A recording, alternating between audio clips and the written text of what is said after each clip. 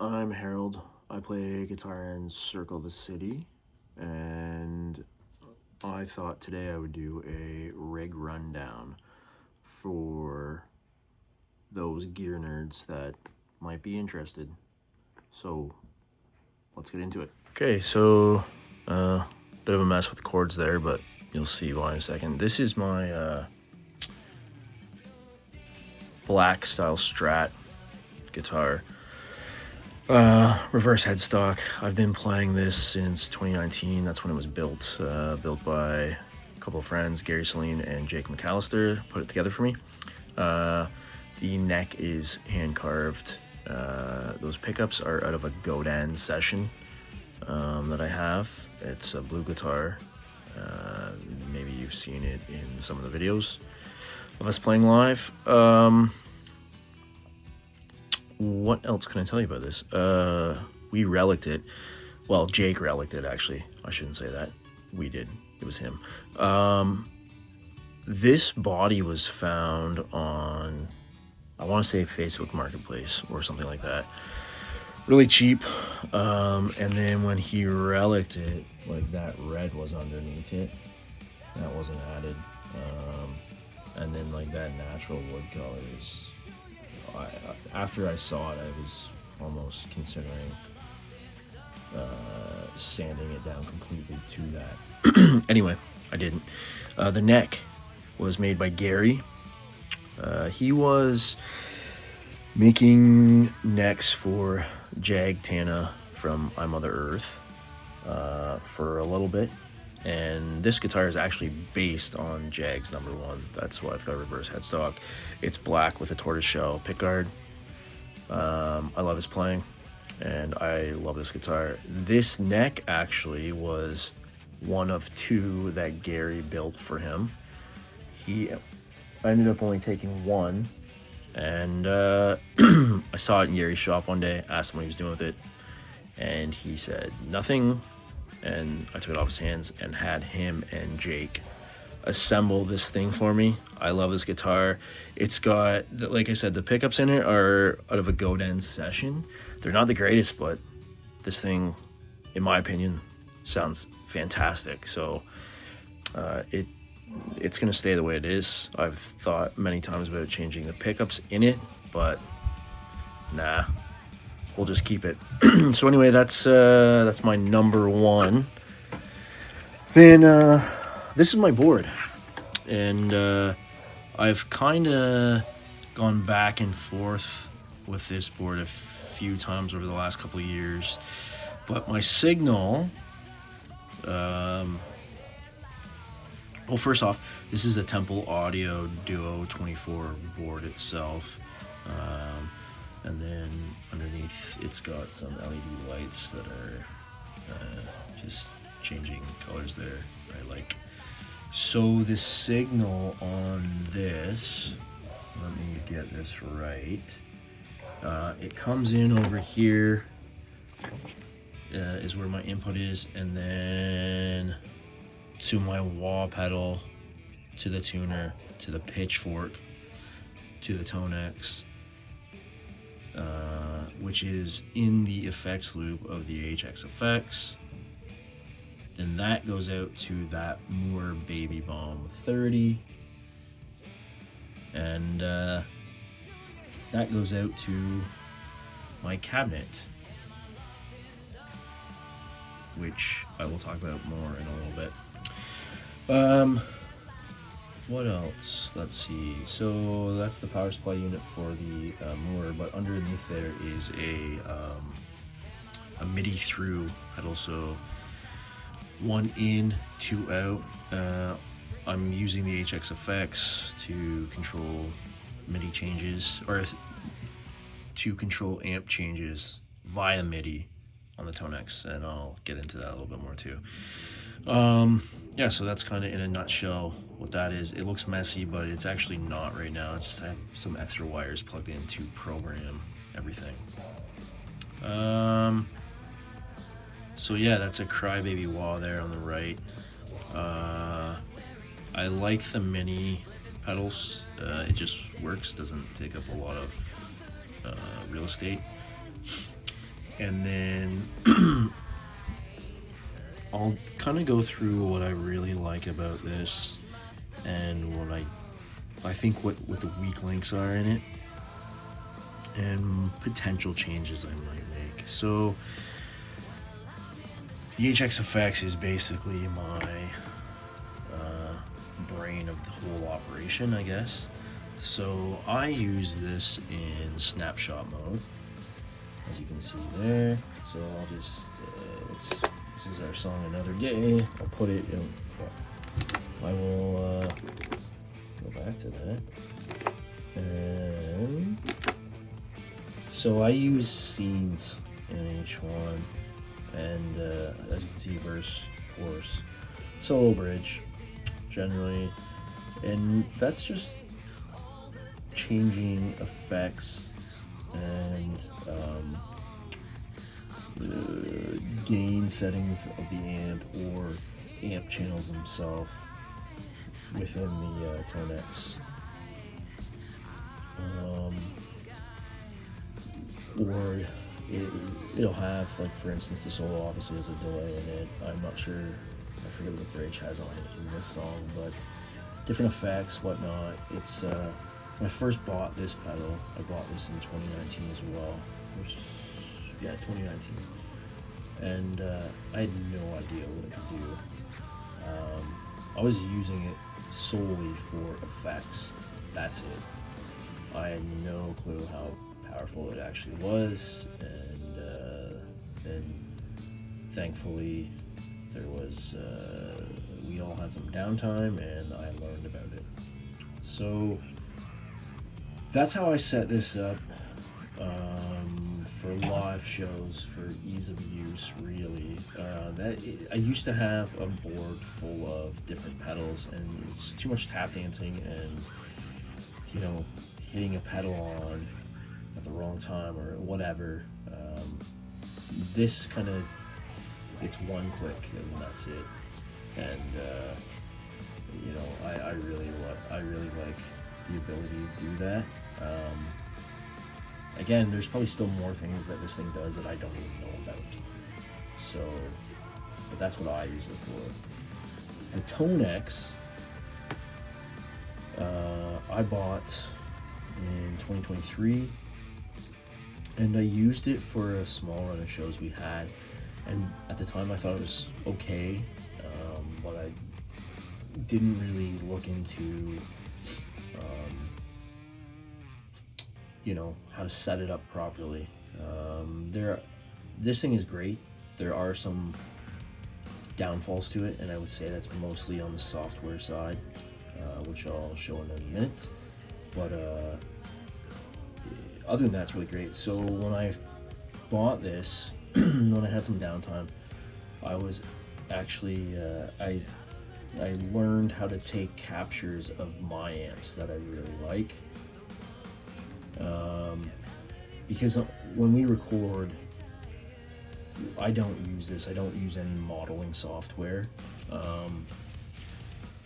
I normally use my real amps that I have, my tube amps, or, you know, I'll borrow amps from friends, whatnot, or if anytime we've tracked at another studio that has, I guess, a collection of amps, I'll maybe go through those and see what works. But this is actually really good. I took some DI captures of my amps and got them to sound pretty bang on, I think.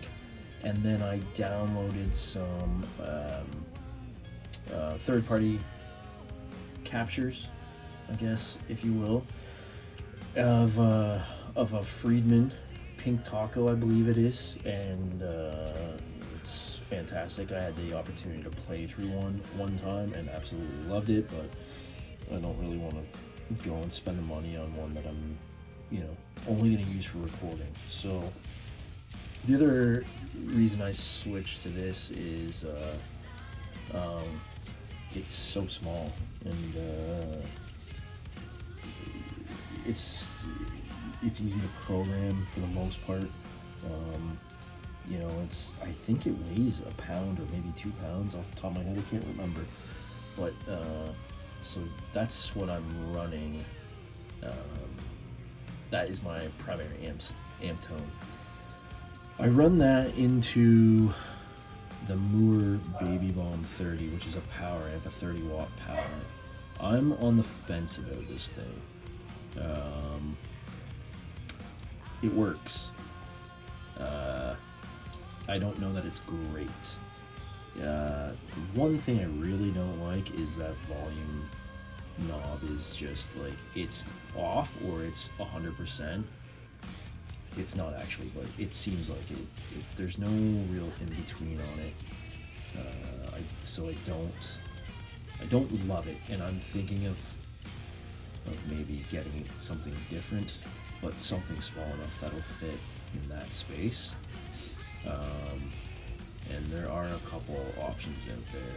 I just haven't pulled the trigger yet. So that pushes my cabinet, which is my Phase 1x12 custom built. Had that built in 2018. That was made in Windsor, Ontario by Randy Fay.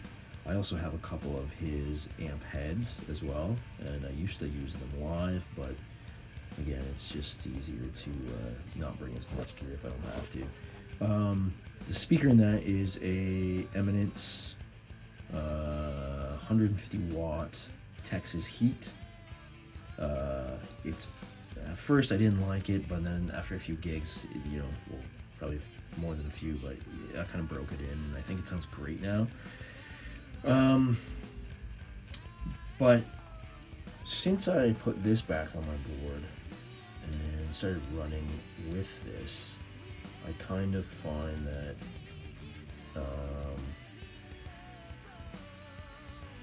I think the Baby Bomb maybe pushes the amp too much, or the speaker too much, sorry. I'm not sure, there's something going on, I haven't figured it out. I think initially I had the model volume of each amp, I had that too loud, so it would almost be,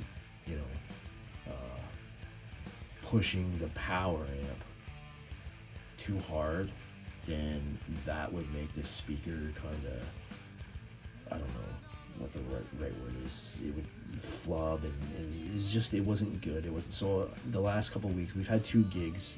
I've had 2 gigs with this setup, and I've been tweaking after each one, and I think I have it almost to my liking now. So that's kind of my board in a nutshell. So again, that Baby Bomb on stage is going to an actual cabinet, and that Baby Bomb can do 8 ohm or 16 ohm. It can power a 4x12, no problem. I've done it, and it sounds good, but I mean, who's playing with a 4x12, really? So what I also do is that will go to my cabinet, but actually what I do is I send the signal first to my 2 notes Captor 8. This thing is awesome. This is my front of house sound. Now, not every gig, like there are gigs where my cabinet gets mic'd. It just depends how much time we have for setup. But going forward, I think this is what I'm going to use. It's so versatile, and there's so many options to control the sound out of it, and I really like it. The cabinet I use is a Port City Pete Thorne Signature, and it sounds great. I like it. I've had no complaints from sound guys when I use it, and that's running it. I run that on a tablet, a shitty Samsung tablet. It's connected by Bluetooth. So, I kind of just keep the the EQ almost at 12 o'clock on everything, and then if the sound tech is asking for certain frequencies up or down, I can kind of manipulate them if he doesn't EQ them himself at the board. I've got two mics on it. I have a mic on the front and back, and I run a Dynamic 421, which I assume is the Sennheiser 421, and then the FET 47, which I believe is the Neumann U47. I could be wrong, but I run that front and back because I find that when you mic a guitar amp, you get a lot of low end at the back, on the back side of the cabinet, and so I learned that from recording and from other audio engineers. So then when that option was available on this, I was like, yeah, I'm gonna try that. And I think